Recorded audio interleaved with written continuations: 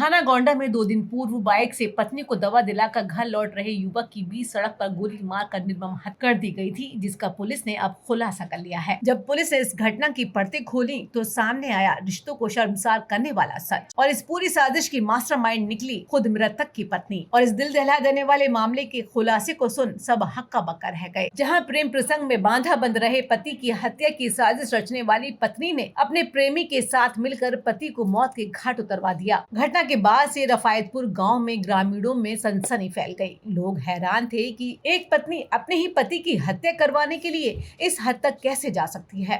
हालांकि ये सब पुलिस की जांच में सामने आया है कि मृतक रिंकू की पत्नी के गांव के ही एक युवक अजीत से प्रेम संबंध थे, जिसके चलते ही युवक की हत्या की गई और प्रेम प्रसंग में कांटा बन रहे पति को मौत के घाट उतार दिया गया। पुलिस ने भी तत्परता दिखाते हुए इस घटना की जाँच के लिए 2 टीमें गठित कर दी थी, जिसके बाद पुलिस व एसओजी की टीम ने महज 48 घंटे के अंदर इस हत्याकांड का खुलासा करते हुए दोनों आरोपियों को गिरफ्तार कर लिया और घटना में प्रयुक्त तमंचा भी बरामद कर लिया गया। एसपी ग्रामीण ने पुलिस लाइन स्थित सभागार में एक प्रेस वार्ता के दौरान इस पूरे मामले का खुलासा करते हुए जानकारी दी। जैसा कि आप सभी को मालूम है कि 11 तारीख की रात को थाना गोंडा क्षेत्र में एक व्यक्ति की गोली मार के हत्या कर दी गई थी। इस घटनाक्रम की सूचना मिलते ही स्थानीय पुलिस द्वारा तुरंत ही मौका मुआयना करते हुए फील्ड यूनिट को बुला के वहाँ पर आवश्यक साक्ष्यों का संकलन किया गया। सभी वरिष्ठ अधिकारियों द्वारा भी घटनास्थल का मुआयना किया गया और थाना गोंडा पर 366/25 एक मुकदमा पंजीकृत करवाया गया और इस घटना के सफल अनावरण हेतु सीओ इगलास के निर्देशन में 2 टीमों का गठन किया गया। इन सभी टीमों ने बेहद सराहनीय प्रयास करते हुए ह्यूमन इंटेलिजेंस और टेक्निकल इंटेलिजेंस के माध्यम से और हमारी जो देहात इंटेलिजेंस विंग है और जो जनपद इंटेलिजेंस विंग है, इनके सहयोग से एक बेहद सराहनीय प्रयास करते हुए इस संपूर्ण घटना का महज 1 से 1.5 दिन में खुलासा करते हुए आज इन दोनों मुख्य अभियुक्तों को गिरफ्तार कर न्यायिक अभिरक्षा में जेल भेजा गया। हत्या की वजह क्या रही? देखिए, जो कि मृतक है जिनका नाम रिंकू है, जो कि गांव कलवा थाना गोंडा क्षेत्र के रहने वाले हैं, जो संपूर्ण घटनाक्रम रहा, ये रिंकू अपनी पत्नी के साथ और अपनी छोटी बच्ची के साथ एक बाइक पर बैठ के अपने गांव की तरफ जा रहे थे, तभी एक अज्ञात व्यक्ति ने आके इन्हें गोली मारी।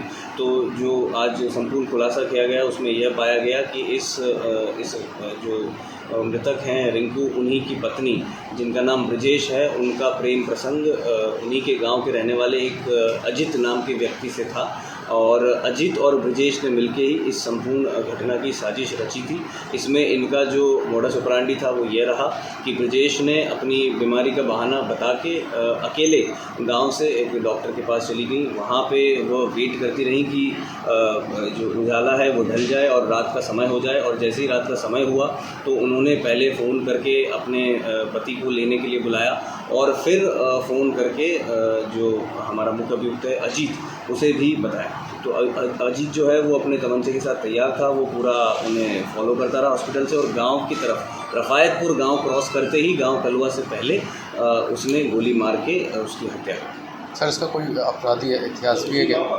हाँ, ये गांव कलवा का ही तीनों ही गांव कलवा के रहने वाले हैं और पूर्व में इनका आपस में प्रेम प्रसंग रहा है, जो मृतक की पत्नी है और जो अजीत है उनका। और इससे पहले अजीत और मृतक की इस बात पर कहासुनी भी पहले हुई है और इसी को लेके वो इसे रंजिश मानता था और इसलिए पत्नी और अजीत दोनों ने मिलकर इस घटना की पूरी साजिश रची और 11 तारीख को इस घटना को अंजाम दिया। अरेस्टिंग किस किस की हुई है सर? इसमें जो हमारी दोनों सर्वेलांस टीम है, जो क्रिमिनल इंटेलिजेंस विंग है, और सीओ इगलास के निर्देशन में जो 2 टीमों का गठन किया गया था, उन टीमों ने बेहद सराहनीय प्रयास करते हुए दोनों ही मुख्य अभियुक्तों की अरेस्टिंग की है और घटना में प्रयुक्त जो अवैध तमंचा है और जो बाइक है उन दोनों को ही रिकवर कर लिया है और आज इन दोनों को ही गिरफ्तार करके और जेल में जाए। इनका कोई पुराना इतिहास भी है सर? कोई नहीं, इनका कोई क्रिमिनल इतिहास। तो इनके पास हथियार कहाँ से आया? जो इनका अवैध तमंचा था उस चीज़ की पूछताछ इनसे की जा रही है कि इन्होंने ये कहाँ से सोर्स किया था और जहाँ से भी इन्होंने सोर्स किया था, अगर वो भी इस तरह की आपराधिक गतिविधियों में शामिल पाए जाते हैं तो आगे की इन्वेस्टिगेशन में उन्हें भी बुक करके उनके खिलाफ भी उचित कार्रवाई अमल में लाई जाएगी।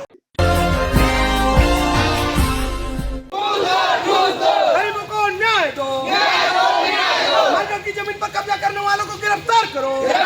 थाना कोरसी क्षेत्र के चिलकोरा गांव में करीब 32 बीघा सरकारी भूमि को लेकर 2 समुदाय के बीच विवाद गहराता जा रहा है, जिसको लेकर आज ग्रामीणों ने कलेक्ट्रेट पहुंचकर जोरदार धरना प्रदर्शन किया और निष्पक्ष जांच की मांग उठाई।